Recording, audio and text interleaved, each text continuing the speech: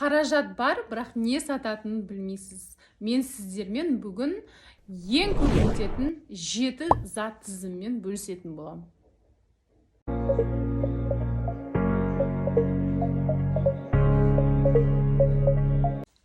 Бірінші, ол балалар киімі. Туылғаннан бастап 7 жасқа дейінгі. Өйткені осы уақыт аралығында балалар тез өседі және кішкентай балаларға көңіл көп бөлінеді.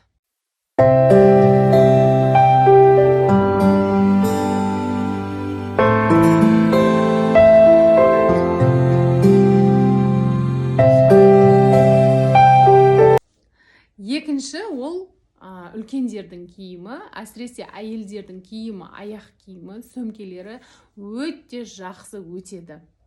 Нарықтағы ең бірінші орындардың бірін алып тұрған әйелдер киімі.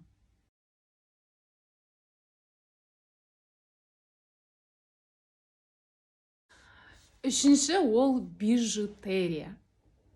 Көп адам ала бермейтін сияқты, бірақ ең көп өтетін заттардың қатарында бижутерия, әйелдерге арналған әшекейлер.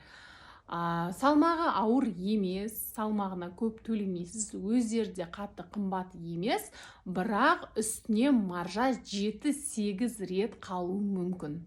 Бір затты сіздер 1000 теңгеге алып, оны 5-6-7 мыңға сата аласыздар.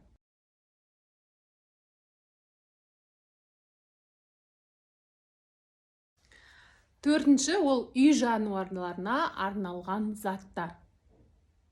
Өйткені анализ бойынша Каспи Wildberries маркетплейстарында ең көп өтетін товарлардың бірі осы жануарларға арналған заттар.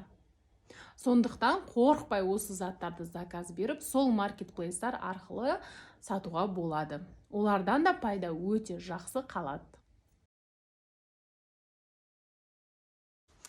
Бесінші, ол үйге арналған заттар. Ыдыс, декор, кухонный аксессуары өте жақсы өтеді. Өйткені күнделікті бізге керек заттар.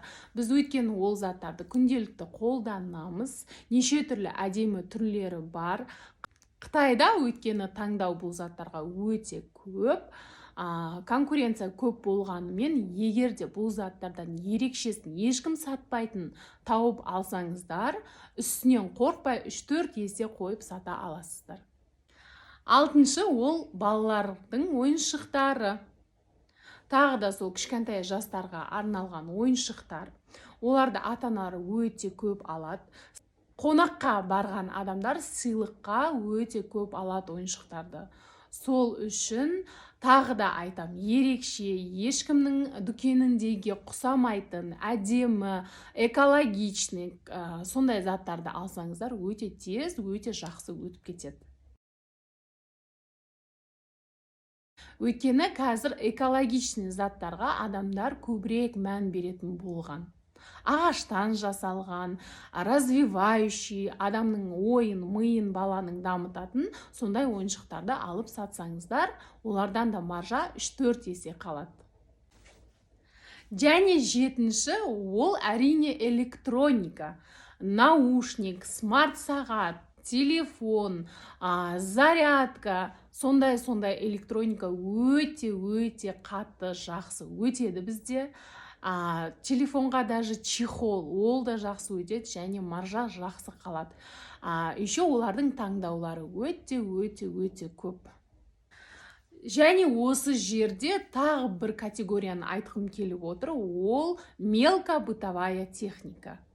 Жаңа ыдыс декорларды айтқан болатын, енді мелкобытовая техникада бұл категорияларға кіреді, көп өтетін заттарға. Ол жаңағы үтік, блендер, мясорубка деген заттар. Фен, утюжок, плойка, олардың барлығы осы мелкобытовая техникаға кіреді. Және өте жақсы өтіп жатыр қазіргі таңда. Олардың да таңдауы өте көп. Ал достар, осы видео сіздерге ұнады деген ойдамын. Өздеріңізге көп пайдалы ақпарат алдыңыздар деген ойдамын. Баршаңызға, тамашалағандарыңызға рахмет.